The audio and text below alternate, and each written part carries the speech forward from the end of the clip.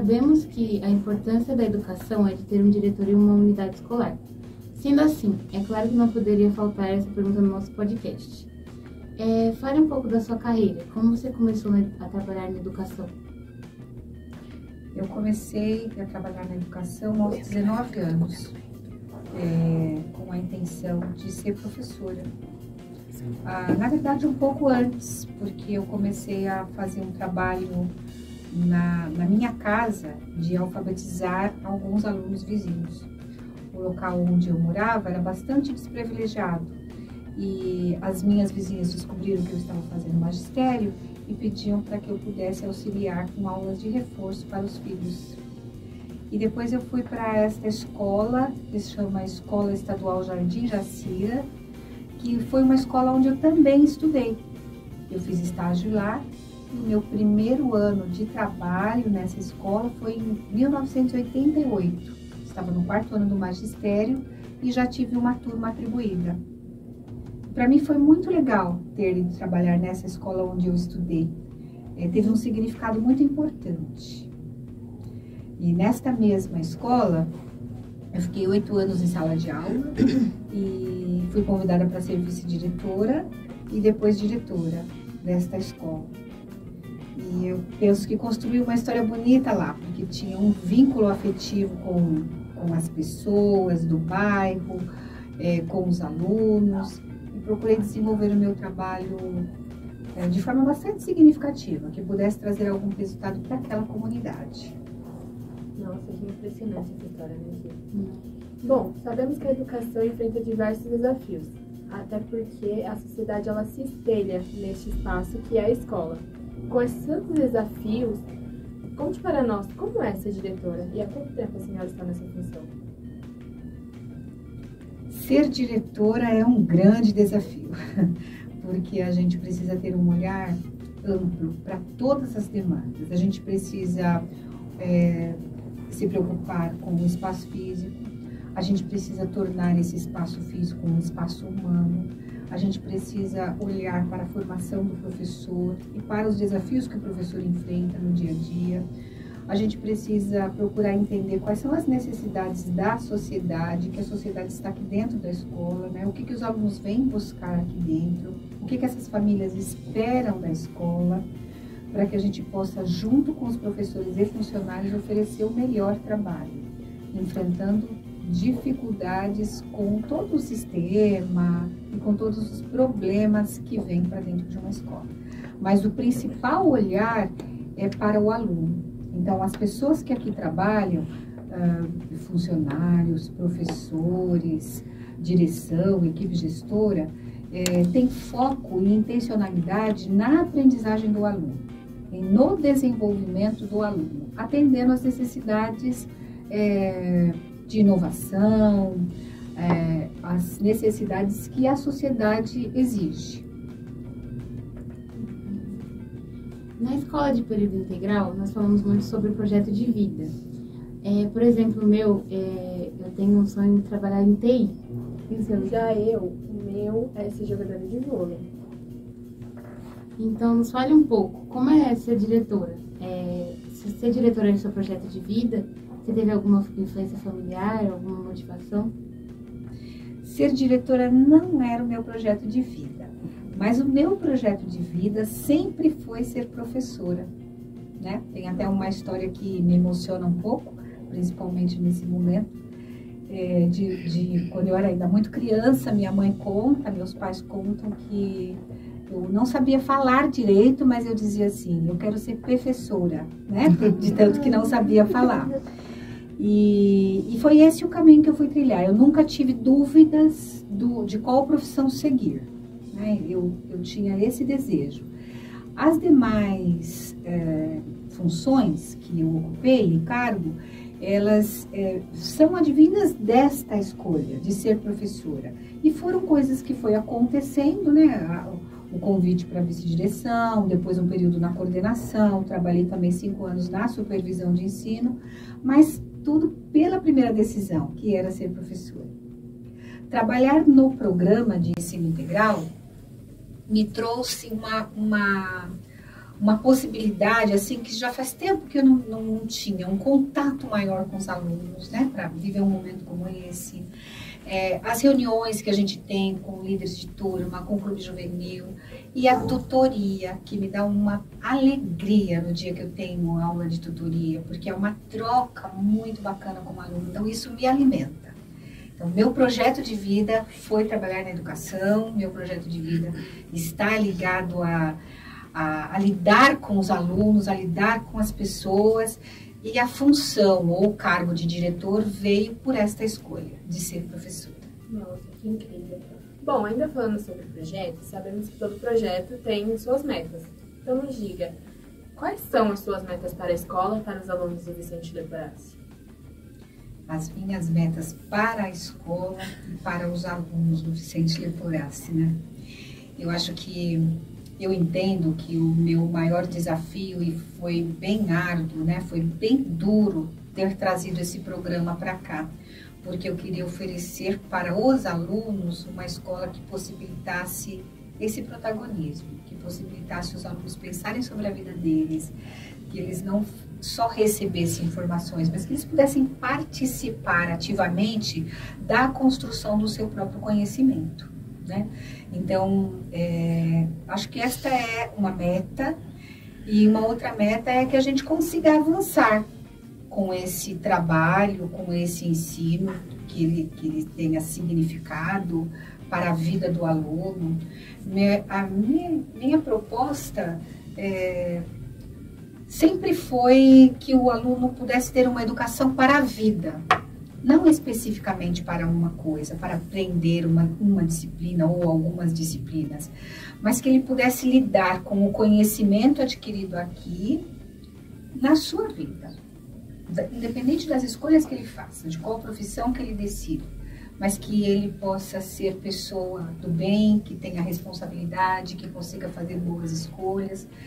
Então, uma educação para a vida, que, claro, ela é subsidiada pela educação escolar, que vai nos levar a esse caminho. Mas as escolhas da vida traz uma outra alegria, né? A gente pode proporcionar ao aluno pensar sobre as suas escolhas, que não sejam para atender um desejo da família, ser médica, mas que a gente deseje ser gente do bem, e que a gente escolha uma profissão que nos traga, nos apresente aí felicidade. Nós não podemos esquecer do período que o mundo inteiro viveu, que é a pandemia. E nós enfrentamos muitos desafios. Por exemplo, nós alunos da aula online, a gente não foi fácil, né? Não teve. Realmente, não foi fácil. Porque a gente não era a mesma convivência, sabe? Tipo, igual sentar na cadeira e falar com o professor. Não, tipo, ele via uma tela de celular. Então, a gente, tipo, pra gente, aluno, foi totalmente diferente. Então... Pra você, quais foram os maiores desafios da pandemia? Tanto profissional quanto pessoal. Pois é. Eu nunca imaginei que uma escola pudesse acontecer de forma online. Isso nunca passou pela minha cabeça. E no momento em que a gente viveu a pandemia e nós recebemos aqui o recado, né? As escolas vão ser fechadas, eu pensei, e agora? O que faremos? E foi uma semana, 10 dias de tentar entender, e a escola também de pensar em alguma coisa que pudesse ser feito.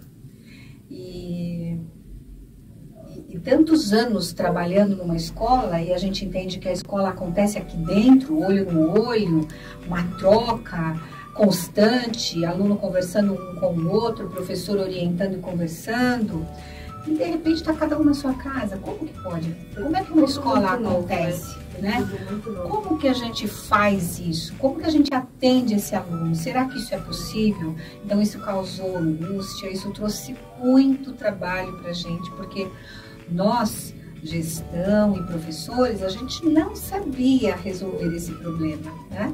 E de repente você tinha que olhar para a tela do celular, abrir uma sala de aula no Meet e fazer reuniões online com os pais para informar do que estava acontecendo, mas aprendendo dentro do processo, fazendo a coisa acontecer e tendo que caminhar com a coisa, sem saber como seria esse resultado, né? Então, eu acho que foi um grande desafio, porém, eu acho que os professores foram, assim, muito vencedores de conseguir desenvolver esse trabalho e de uma maneira rica, inclusive, por conta do pouco tempo. Ninguém teve treinamento para isso, ninguém foi orientado para isso, né? E acho que foi um desafio superado, né? E com o passar dos meses, que durou muito mais do que a gente imaginava, a gente foi melhorando esse contato com o aluno, esse jeito de fazer a escola distante, de fazer essa conversa online, e a gente foi tentando melhorar dentro das condições que tinha, mas o desafio foi grande. Nossa, então foi tudo muito novo para todos nós. Bom, dona Nília, sabemos que o aluno protagonista é aquele que age diretamente na construção do seu próprio aprendizado. E esse conceito envolve um posicionamento menos tradicional, tipo como uma aula, como podemos dizer, diferenciada. Quando a senhora se tornou diretora da escola Vicente Leporassi, a senhora imaginava que seria um cargo tão importante e tão complexo ao mesmo tempo? Se sentiu desafiada? O tempo todo. Ainda me sinto. Nesta escola eu estou há 14 anos, acho que caminhando para 15 anos. De educação são 33 anos, né? E 8 anos só em sala de aula. Então, o outro tempo foi administrativo. O aluno mais participativo e fazendo uma interação maior e construindo o seu próprio conhecimento sempre foi um sonho. Então, eu estou tendo a oportunidade, dentro desse programa, de participar desses momentos que me trazem muita alegria. Porque eu acredito numa escola viva. Eu acredito numa escola que tenha mesmo movimento, que aluno faça, que aluno pense sobre fazer, que ele precise se organizar para fazer uma entrevista, para mexer num equipamento. Porque assim, ao se sentir desafiado, ele também aprende e aprende para a vida. Porque o sentimento que vocês podem estar tendo aqui hoje, a sensação de nervoso, de preocupação, é isso que vocês vão viver no dia a dia, no trabalho, é isso. Então aqui a gente já começa com esse desafio, né? Então para mim, acho que vou fechar com chave de ouro se a gente conseguir ajustar mais algumas coisas que é do meu interesse, mas eu já vejo grandes mudanças e grandes benefícios. O aluno protagonista da sua própria vida, da sua própria história, do seu conhecimento. Nós sabemos que ter um ambiente sadio, com empatia e respeito é muito importante. Nos fale um pouco sobre sua relação com professores, alunos, funcionários da escola e comunidade. Um dos valores que a gente, inclusive, coloca e propõe na escola é pessoas em primeiro lugar. Então, aluno, ele tem esse título, mas ele tem um nome, ele é uma pessoa, ele é um indivíduo e ele tem personalidade. Professores também, né? Somos pessoas que temos necessidades. Aí é uma visão e uma particularidade da minha própria pessoa e da minha personalidade, que é tratar a todos com respeito, com carinho, e às vezes até na hora de chamar a atenção de um aluno ou de fazer um alerta a um professor, é com um jeito que faça com que a pessoa reflita sobre aquilo que não está bem, que não está legal, para que ela possa mudar a sua forma de pensar e ter atitude diferente. E não com o objetivo de que a pessoa saia com raiva daquilo que eu disse para ela. Porque eu entendo que nesse momento a gente tira o foco do problema e passa o problema para um outro lugar, que é a forma de tratamento.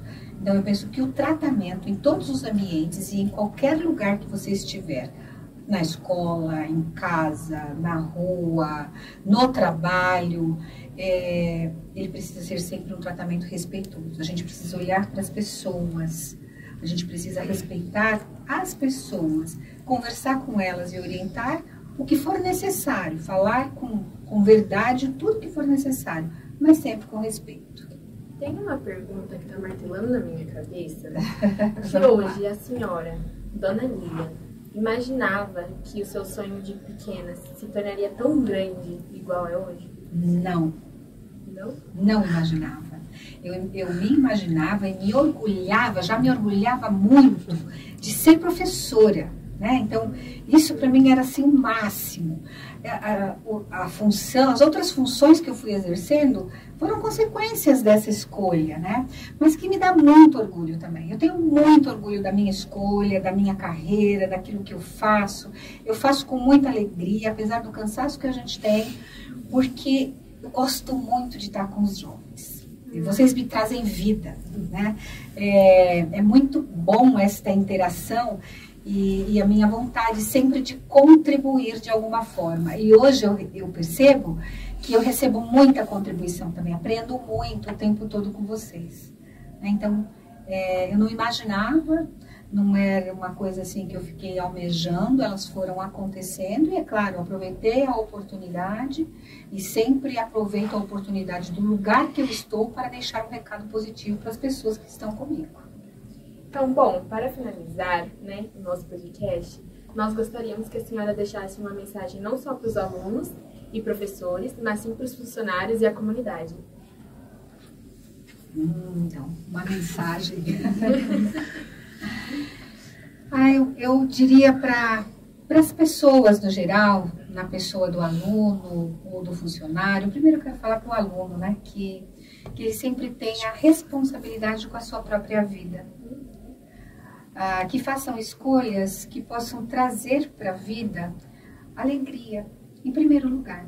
Em primeiro lugar, a paz de espírito, o respeito com o outro e a alegria. Ter responsabilidade com a própria vida significa pensar em você. O que eu quero, o que eu vou fazer, de que jeito que eu vou fazer, como que eu penso a minha vida daqui 5 anos, 2 anos. Então, eu acho que o aluno precisa pensar nisso, e aí isso vai trazendo para ele, vai mostrando para ele qual o caminho, qual o melhor caminho que ele deve seguir. Para os professores, para os funcionários, acho que primeiro eu preciso parabenizar pela escolha que eles fizeram, pela paciência que eles têm, né? Pelo amor, pela dedicação do tempo em promover na vida dos alunos boas coisas, boas orientações, indicar, mostrar possibilidades de escolha que possa contribuir com a vida de vocês. E eu penso que esse é o nosso papel, funcionários e professores, parabenizar por essa escolha, né? E que cada um faça todos os dias uma reflexão. Por que eu escolhi estar aqui? E o que eu devo fazer de bom para deixar um recado importante na vida de cada aluno aqui?